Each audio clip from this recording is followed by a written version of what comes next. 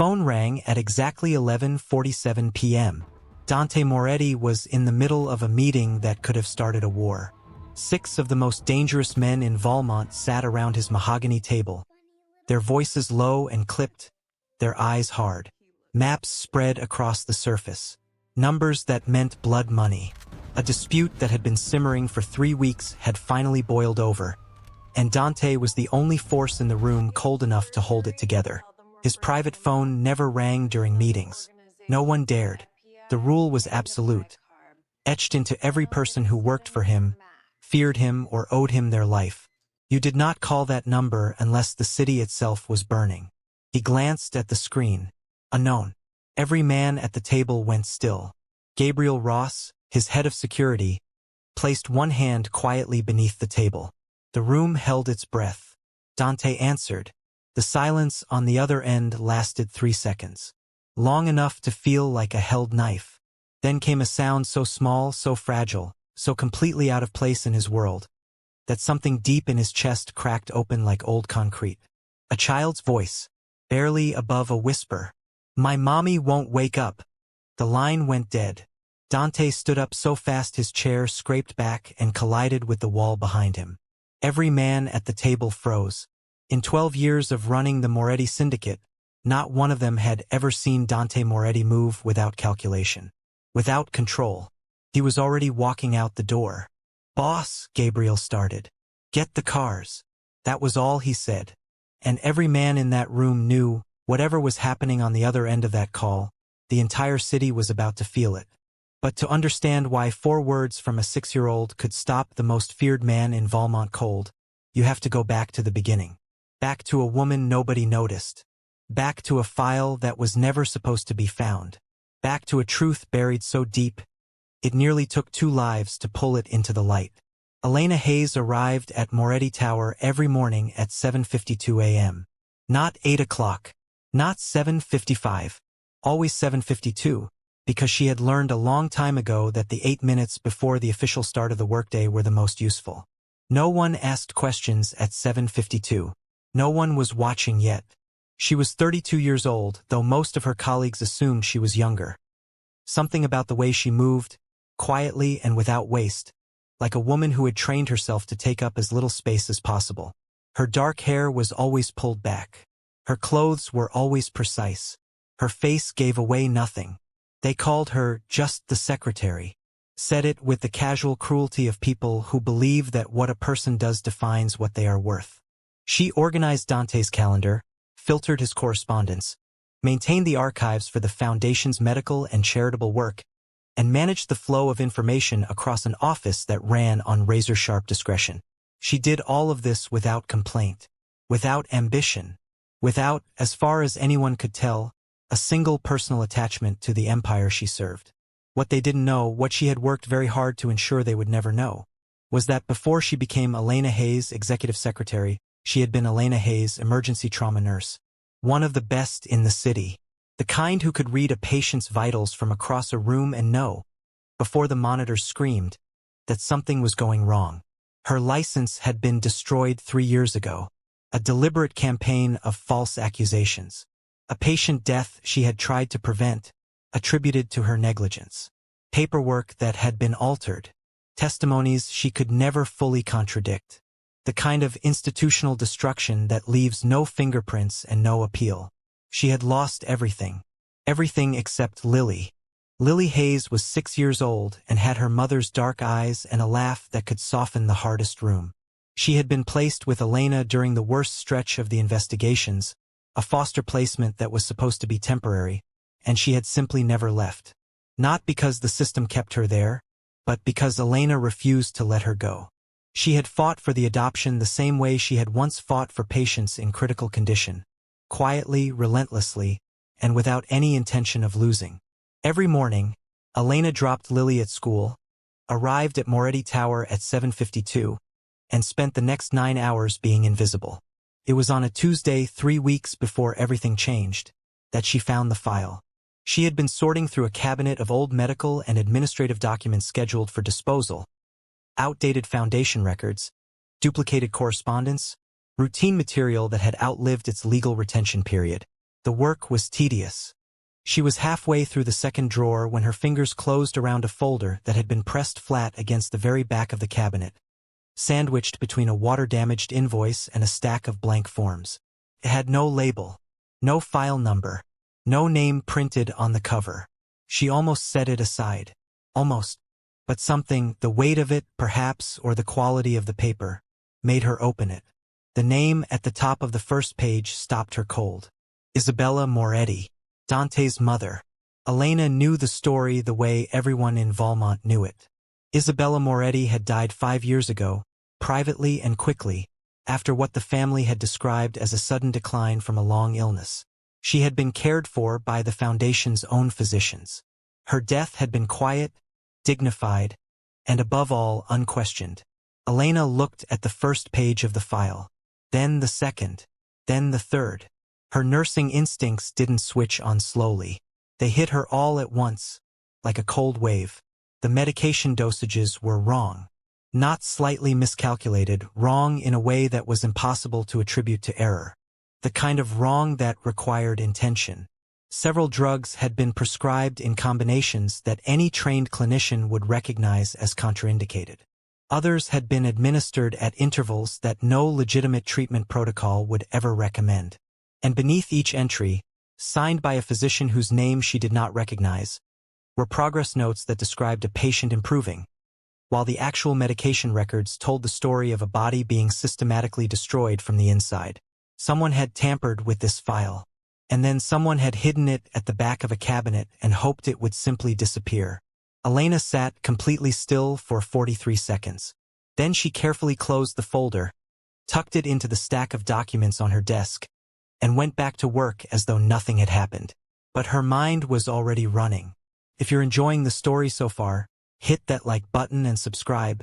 This one is only going to get more intense from here.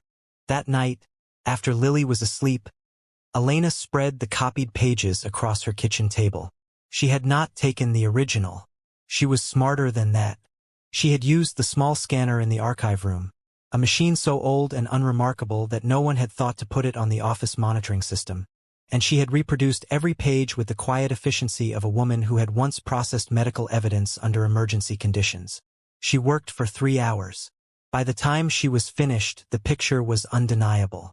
Isabella Moretti had not died from illness. She had been poisoned, slowly, methodically, over a period of months. The drugs used were individually prescribed for legitimate purposes, but in combination, at the doses and intervals recorded in this file, they would have created a progressive deterioration that any doctor who wasn't in on it would have attributed to natural organ failure. It was meticulous. It was practiced. And it had been hidden inside a foundation that Isabella herself had helped build. Elena sat back and pressed her fingers together. She thought about going to the police. She dismissed it in under 10 seconds. The Moretti name reached into every precinct in Valmont. If she walked into the wrong station with these papers, they would vanish before morning, and she would not be far behind them. She thought about going directly to Dante. She had seen him up close for 8 months. She knew his reputation, the cold intelligence, the iron self-control, the way he processed information like a machine that ran only on logic. But she also knew that behind all of that, he was a man who had lost his mother and had never stopped grieving. What she was holding would not just tell him his mother was murdered. It would tell him that someone he trusted had done it. That the people who treated her, the people inside his own world, had killed her. She needed more before she brought this to him. She needed it to be airtight. Because a man like Dante Moretti, if he acted on incomplete evidence, would move like a storm, and the wrong people would get caught in it. She began making notes. What she did not know, what she had no way of knowing, was that the archive room was not as unmonitored as she believed. 2 floors above Elena's desk, tucked behind a ventilation panel that had been installed under a maintenance request filed 18 months ago, a small surveillance camera had been recording everything. The footage fed to a private server. The server belonged to Veronica Blackwood. Veronica was 41 years old, brilliant, immaculate, and widely regarded as the most powerful woman in the Moretti Foundation's leadership. She had built her position over a decade with the patience of a surgeon and the ambition of someone who had decided very early in life that the world owed her more than it had given. She sat on the foundation board. She managed relationships with the city's political class. She gave speeches about Isabella Moretti's legacy with tears in her eyes that looked completely genuine. She had overseen Isabella Moretti's medical care in the final months of her life. At 11:14 p.m. on the same night Elena sat at her kitchen table. Veronica watched the footage on a private tablet.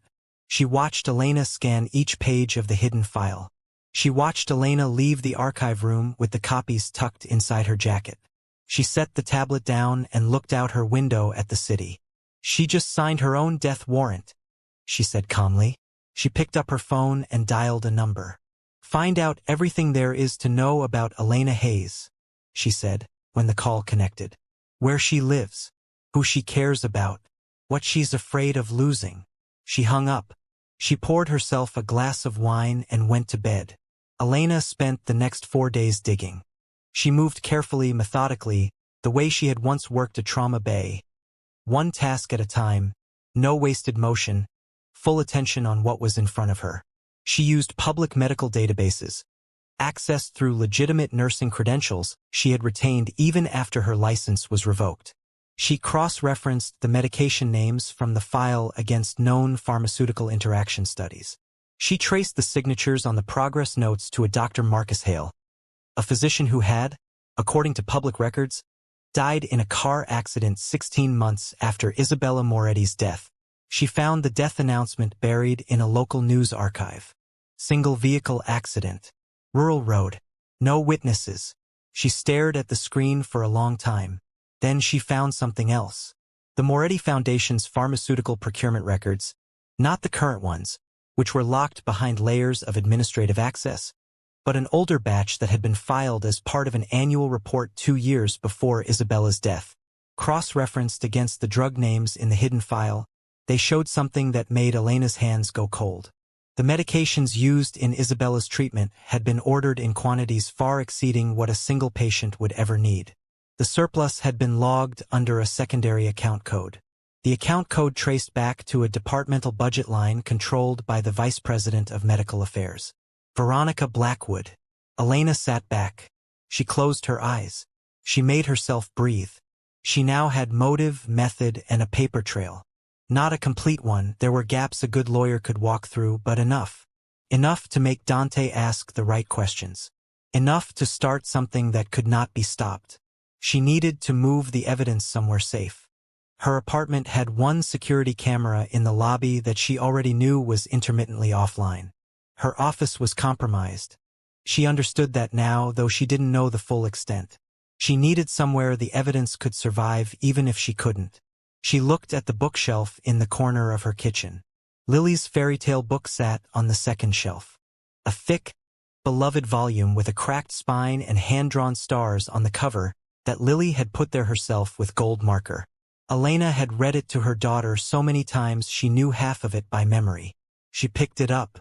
She opened it to the center pages, where the binding was thickest, and she slipped the folded copies inside. Then she set it back on the shelf, spine out, exactly where it had always been. "Mommy!" Lily's voice came from the hallway. She was standing in the doorway in her pajamas, rubbing one eye. "It's late." Elena crossed the kitchen in 4 steps and knelt in front of her. She cupped her daughter's face in both hands. "I know, baby," she said softly. "Go back to sleep. Are you okay?" Elena looked at her daughter's face. 6 years old, with eyes that noticed everything. "I will be," she said. "I promise." She carried Lily back to bed, tucked her in, and sat on the edge of the mattress until her daughter's breathing slowed. Then she went back to the kitchen and stood in the dark for a long time. She had made a decision. Tomorrow she would find a way to reach Dante directly. She would ask for a private meeting. She would put the evidence in front of him and let him decide what to do with it. She did not know that by tomorrow it would already be too late. She never made it to tomorrow. At 1:17 a.m., the lock on Elena's front door was defeated in under 12 seconds. She heard it. A sound so small it might have been dismissed as the building settling. But she was still awake, still at the kitchen table with a cold cup of tea, and her body responded before her mind fully processed what was happening. She was on her feet in an instant. Two men came through the door. They were wearing masks, moving fast, and they were not trying to be quiet anymore. Lily! Elena's voice cracked through the apartment like a whip. Emergency Rule 3. She had drilled it with her daughter for 6 months without ever explaining why. Rule 1. Stay low. Rule 2. Be silent. Rule 3. Take the book and hide, no matter what you hear, no matter what. Do not come out until Mommy says the safe word. She heard Lily's bedroom door click shut. Then the first man reached her. What followed was not a struggle so much as a methodical destruction. They were not there to kill her, not yet. They wanted the copies. They pinned her against the kitchen counter, and one of them got very close to her face and said, quietly and without any emotion at all, "Where are the documents?" "I don't know what you're talking about," Elena said. He hit her. She tasted blood. She stayed on her feet. "The files you scanned in the archive room. Where are they?" "I scanned maintenance logs," she said. "Old donation receipts." It was routine. He hit her again. She went down, got back up. They tore through the apartment with brutal efficiency. Kitchen drawers emptied onto the floor. Cabinet doors ripped open. Her laptop smashed against the wall. Her files scattered. The cushions of the sofa slashed open. 12 minutes of systematic destruction. And through all of it, Elena said nothing. She concentrated on one thing. Lily's room was at the back of the apartment. The door was closed, and the book was in there. They didn't find it. When they were satisfied, or when they decided she would be more useful as a message than a corpse, they left. The front door swung open behind them. The apartment was silent. Elena was on the kitchen floor, her back against the base of the counter, her left eye already swelling shut, her breathing ragged and sharp in a way that told her at least 2 ribs had taken serious damage. She reached up and found her phone on the counter above her head. Pulled it down. She dialed Dante Moretti's private number. Her fingers knew it. She had memorized it 8 months ago, the way she memorized everything that might one day save her life. She had never used it. It rang twice, then a click. She tried to speak. What came out was barely sound. "Mr. Moretti." And then the pain closed over her like dark water and everything went quiet. In Lily's room, behind the locked door, under the bed with the fairy tale book pressed to her chest, a 6-year-old girl heard the silence stretch on too long. She crawled out slowly. She moved through the dark apartment the way her mother had taught her. Low, quiet, checking corners. She found Elena on the kitchen floor. "Mommy!" She touched her mother's face. "Mommy, wake up!" Elena didn't move. The phone was still in her hand. The call was still connected. Lily picked it up. She didn't know who was on the other end. She didn't know who her mother had been trying to call. She only knew that the line was open and her mother wouldn't wake up, and she was alone and afraid and 6 years old. She put the phone to her ear. "My mommy won't wake up," she whispered. The line went dead. Dante was in his convoy before Gabriel had finished relaying the address. He had pulled it the moment the call connected, reverse trace on his own private line, cross-referenced against Elena Hayes's personnel file, which he had read in the car in under 4 minutes. He had not known, until this moment, that his secretary had once been a nurse. He had not known about Lily. He had not known about the destroyed license. He was finding out a great deal about Elena Hayes very quickly. The convoy covered the distance across Valmont in 9 minutes. 3 black SUVs. 8 men. Gabriel in the passenger seat of the lead vehicle, already running tactical assessments of the building's access points. Dante said nothing the entire drive. He was not a man who panicked. He did not permit it. But something was happening in his chest that felt like the ground shifting under a building he had believed was solid, and he could not yet name what it was. The building's lobby door was open when they arrived. The stairwell showed signs of recent, fast exit. Gabriel's team swept the apartment in 40 seconds and confirmed it was clear. Dante walked in. He had seen violence before. He had ordered it, witnessed it, and in his earlier years carried it out himself. The wreckage of Elena's apartment was not the worst he had ever seen. But standing in the middle of a home that had clearly belonged to a woman living quietly and carefully, a child's drawing on the refrigerator, a small row of school shoes by the door, and seeing it ripped apart with this kind of deliberate fury made something cold and absolute settle in his chest. Elena was on the kitchen floor. He crossed the room in 4 strides and knelt beside her. He checked her pulse first, strong, steady. Her breathing was labored but even. He moved his hands carefully across her ribs, and she flinched without waking. "Dr. Reed," he said, not loudly. Gabriel was already on the phone. Then a door at the back of the apartment opened very slowly. A small girl stepped out. She was 6 years old, maybe 7, with her mother's dark eyes and a fairy tale book held against her chest with both arms. She stood in the hallway and looked at Dante with an expression that was not quite fear. It was something more complex. The face of a child who has been taught to assess a situation before she reacts. She looked at her mother. She looked at Dante. "Are you the man from the phone?" she said. "Yes," Dante said. "Is my mommy going to be okay?" He looked at this child for a moment. Small, still in her pajamas, hair loose around her shoulders. Standing straight despite everything. "Yes," he said. "I'm going to make sure of it." Lily walked forward and held out the book. "Mommy hid things in here," she said. "She said if something happened, I should give it to someone who could fix it." Dante took the book from her hands. He opened it. The folded pages were tucked into the center, thick and precise. He drew them out carefully and began to read. The medical records, the medication logs, the handwritten notes in Elena's neat, clinical handwriting, cross-references, dosage analysis, pharmaceutical procurement codes.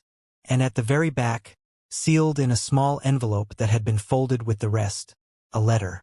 Written in a hand he had not seen in 5 years. A hand he would have known anywhere, even now. His mother's.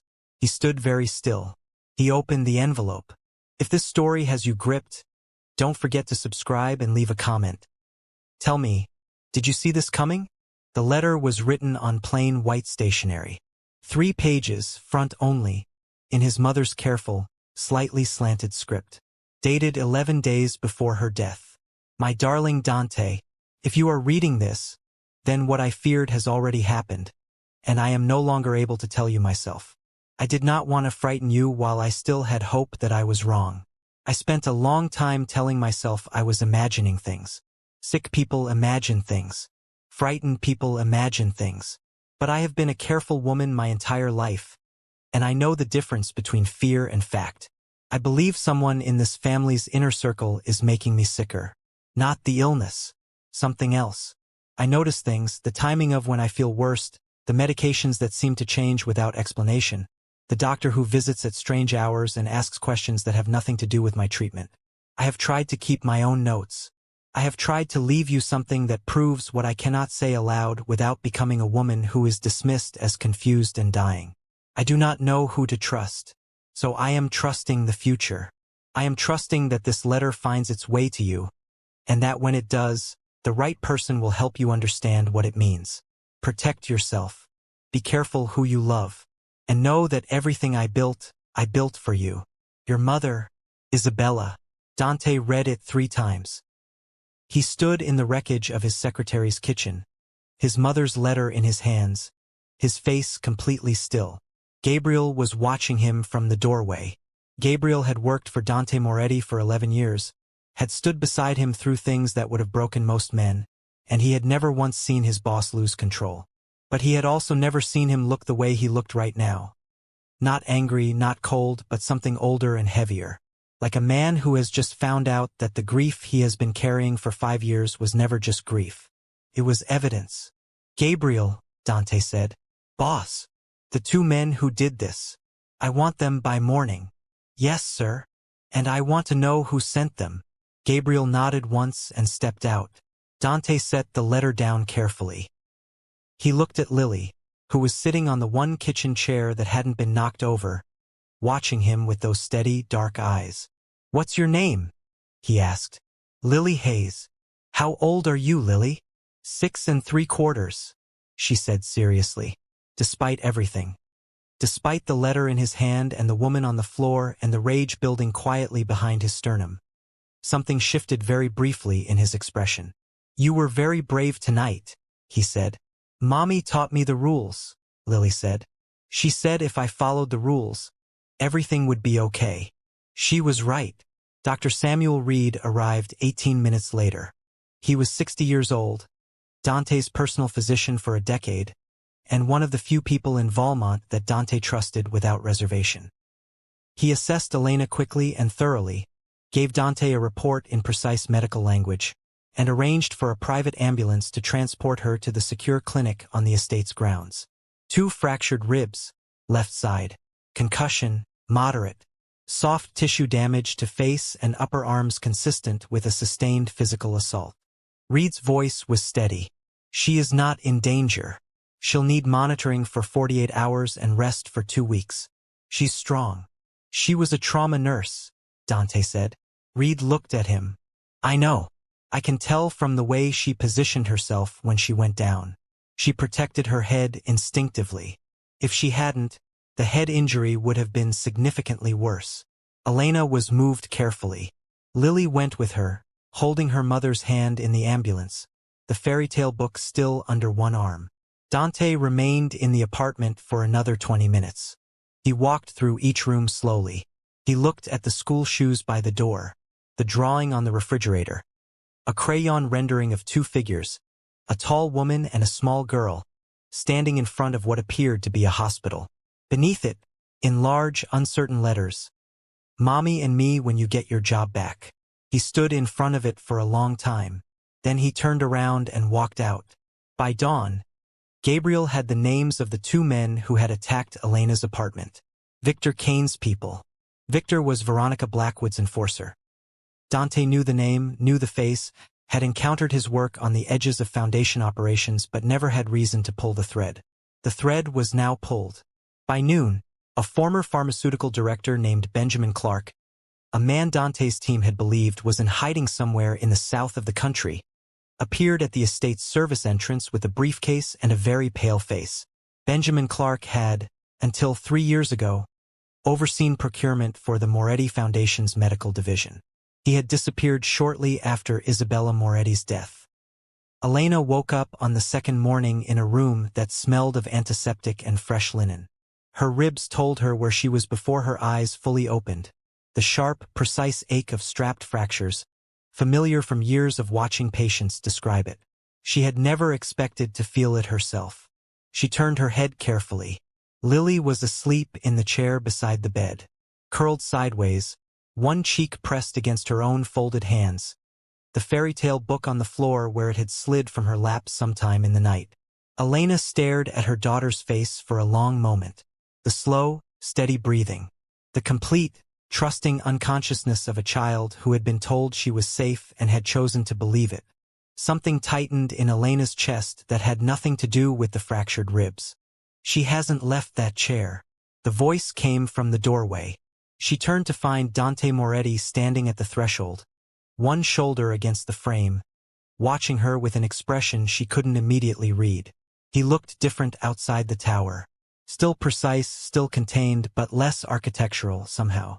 Like a man instead of a monument. "How long have I been here?" she asked. Her voice came out rougher than she expected. 41 hours. The files. I have them. All of them. He paused. I also have the originals. Benjamin Clark came forward. She absorbed that. And the letter? Something moved across his face. Brief, controlled, but real. Yes, he said. I read it. The silence between them was not uncomfortable. It was the silence of 2 people who have passed through the same fire from different directions and arrived in the same place. I was going to bring it to you, she said. I was going to come to you directly. I didn't know they were already watching the archive room. I know. I should have moved faster. You moved exactly fast enough, he said. You got it to Lily. And Lily. He glanced at the small sleeping figure in the chair. Lily got it to me. Elena followed his gaze. She's extraordinary, Dante said. It was said simply, without performance, the way a man states a fact. I know, Elena said softly. I want to ask you something, and I need you to tell me if this puts you in a position you're not comfortable with. He moved into the room, stood a few feet from the foot of the bed. The foundation gala is in 2 days. Veronica Blackwood will be there. She'll be expecting to take the stage as the woman who is about to be named the next chair of the board. Elena looked at him steadily. I'm going to expose everything at the gala, he said. Publicly, completely. In front of every person whose opinion, authority, and signature has protected her for 5 years. He paused. I want you there. Not because I need you, the evidence stands without you. But because my mother's medical records were found and understood because of your training. Because you risked your daughter's safety to do what was right. Because, he stopped, recalibrated. Because you deserve to be in the room when it happens. Elena was quiet for a moment. I'll be there, she said. 2 days later, the Moretti Foundation Gala filled the Tower's Grand Ballroom with 500 people who represented the absolute peak of Valmont's power structure. Politicians in suits that cost more than most people's monthly salaries. Philanthropists with foundations of their own. Medical board members. City commissioners. Journalists with enough access to matter and enough discretion to be trusted. Veronica Blackwood moved through the room like a woman who had already won. She wore black, architectural, severe, perfect. She accepted congratulations for her impending appointment with the modesty of someone who had spent years practicing how to appear humble. She shook hands and leaned in for careful air kisses and made eye contact with each person just long enough to make them feel seen. Dante was already in the room when she arrived. He was standing near the back with Gabriel at his shoulder, and he watched her work the crowd with the distant, analytical attention of a man who has been waiting for a very long time to understand something and has finally understood it. Elena stood beside him. She had been offered the front row, a prominent position, a visible role. She had asked, instead, to stand where she could see everything. The opening remarks were brief. The foundation's executive director welcomed the guests. A short tribute was paid to the memory of Isabella Moretti, founder of the institution they were all gathered to celebrate. There were applause and bowed heads and a few genuine tears from people who had actually known her. Veronica went very still at the podium. He walked forward. The crowd parted without being asked. He reached the front of the room and turned to face the assembled guests with the same composure he had worn through every crisis, every negotiation, every moment of the last 12 years when the world had tried to test him and found him immovable. 5 years ago, he said, my mother died in the care of the institution she built. I was told her death was natural. I was told it was the progression of an illness she had been fighting for 2 years. I accepted that. I grieved. And I moved forward. He paused. I was wrong to accept it. The room was completely silent. He nodded to Gabriel, who was standing at a monitor near the side of the stage. The screen behind the podium came to life. The first document appeared. The medical file. The falsified treatment notes. The impossible dosages. These are the medical records kept for my mother during her final 9 months of life, Dante said. They were hidden in the Foundation's archive, misfiled and left to disappear. They were found by a member of my staff whose medical training allowed her to recognize what the rest of us did not. What she found was not a treatment record. It was a blueprint for a killing. Leave a comment right now. Who do you think deserves what's coming next? The second document appeared on the screen. Pharmaceutical procurement logs, original physical records, each page stamped and signed. These are the original pharmacy records for my mother's treatment period. They show medications ordered in quantities no single patient could require. They show a secondary account code used to route the excess. They show an authorization signature on every irregular order. Dante turned and looked directly at Veronica Blackwood. Your signature, he said. Every single one. A sound went through the room. Not panic, not shouting, but a low, collective exhale, like a building shuddering. Veronica did not move. Her expression remained composed. She had prepared for this possibility, somewhere in the back of her mind, the way careful people always keep an exit route in their peripheral vision. She had a response. She had always had a response.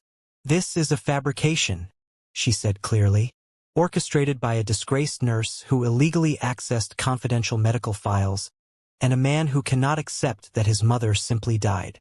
She turned to face the room. Elena Hayes had her nursing license revoked for negligence. She was found responsible for a patient death. Her medical opinions carry no legal or professional weight whatsoever. And the idea that she stumbled upon a hidden conspiracy in an archive room and single-handedly solved a 5-year-old murder is— "We're not finished," Dante said. The third document went up. Financial transfer records, movement of funds from a subsidiary account tied to Veronica's departmental budget to a private medical consulting firm that had billed the foundation for services rendered during Isabella's final year of care. The firm, investigation had shown, shared a registered address with a company linked to Victor Kane. The financial trail, Dante said, from the foundation's accounts, through a shell consulting firm, to the man you employed to manage the practical elements of what you were doing. A fourth file appeared. Elena's medical analysis, her notes from the kitchen table, formally transcribed and annotated by Dr. Samuel Reed, whose name and credentials appeared at the bottom of every page. This analysis was prepared by Elena Hayes and reviewed and certified by Dr. Samuel Reed, one of the city's most respected independent physicians. Dr. Reed's conclusion, presented under his full professional authority, is that the medication regimen documented in my mother's treatment records constitutes evidence of deliberate, sustained poisoning. He paused. He looked at the room. And finally, the fifth element was not a document. It was audio. Gabriel pressed play. Veronica's voice filled the ballroom. Calm, precise, unmistakable. "Recover the evidence at any cost. Do whatever is necessary." The recording ran for 40 seconds. Long enough to include the context. Long enough to make the meaning absolutely clear. When it ended, the silence was enormous. Veronica stood at the podium for 3 seconds. Then she stepped down from the platform and moved toward Elena with a speed that surprised the room. Not panicked, but targeted, the way a cornered predator moves when it decides that attack is the only remaining option. "You," she said, "you think you've accomplished something? You are nothing. You were fired from nursing for killing a patient. You have no credentials, no authority, no." "I know," Elena said quietly. She didn't step back. She stood exactly where she was and looked at Veronica with an expression that was not triumph and not anger. It was something much quieter. The expression of a woman who has already decided the outcome and is simply waiting for the world to catch up. "I know exactly what I am," Elena said. "I'm the person nobody was watching. And that's exactly why I found what you tried to bury." The doors at the back of the ballroom opened. 6 officers from the city's financial crimes unit moved through the crowd with the calm efficiency of people who have prepared for exactly this moment. Behind them, 3 investigators from the Regional Medical Board carried case files that had been submitted that morning. Victor Kane, who had been identified in the crowd 40 minutes earlier by Gabriel's team, was the first person taken into custody. Veronica turned as they approached her.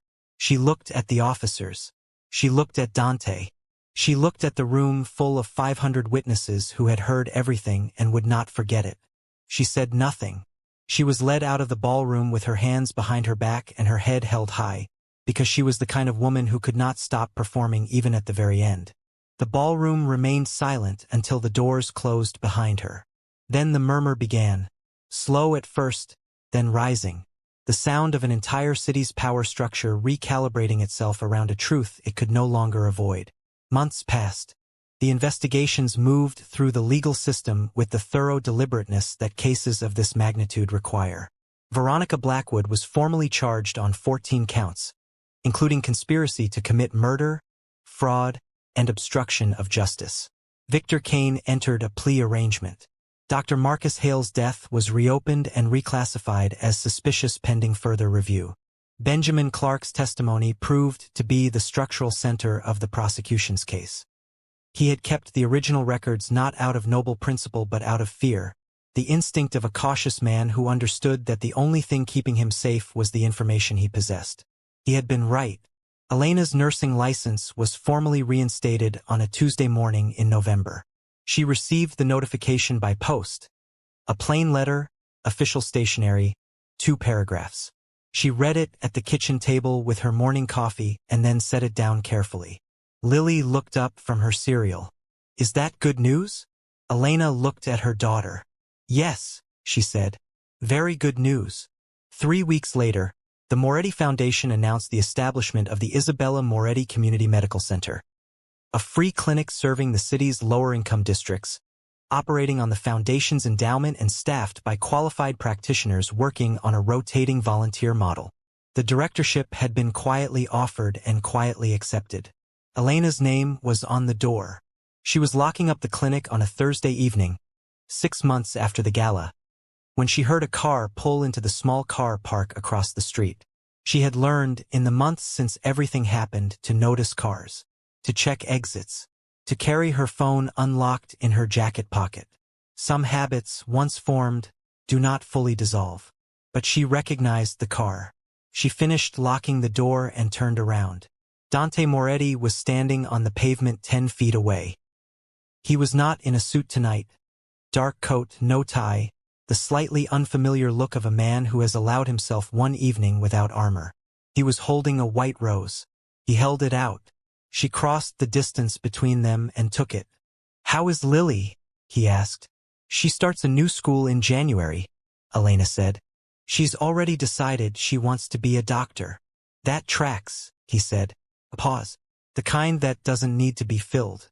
"I spent 5 years looking for my mother's killer," Dante said. He looked at the clinic behind her, the sign, the light still on in the front office, the name above the door. "I hired investigators. I ran my own inquiries. I turned over everything I could reach." He paused. "And you found her while you were sorting through files scheduled for disposal." "I was in the right place," Elena said. "You were paying attention," he said. "That's different." She looked at the rose in her hand. White petals, perfectly open, catching the last of the evening light. "What happens now?" she asked. He looked at her with an expression she had learned, slowly and carefully over the last 6 months, to read. Not cold, not performed, simply present. The expression of a man who has put down something very heavy and is still getting used to the feeling of his own hands. "Now," he said, "I protect the woman who saved my family." They walked away from the clinic together, unhurried, into the quiet of the evening. 2 people moving toward something neither of them could fully name yet, but both of them had chosen. Neither of them noticed the black car parked at the far end of the street. Neither of them saw the figure behind the tinted window watching them go. Neither of them knew that the end of one war had already become the beginning of another. But that is a story for another night. If this story kept you watching until the very last word, hit subscribe, drop a like, and tell me in the comments, what was the moment that got you? I read every single one.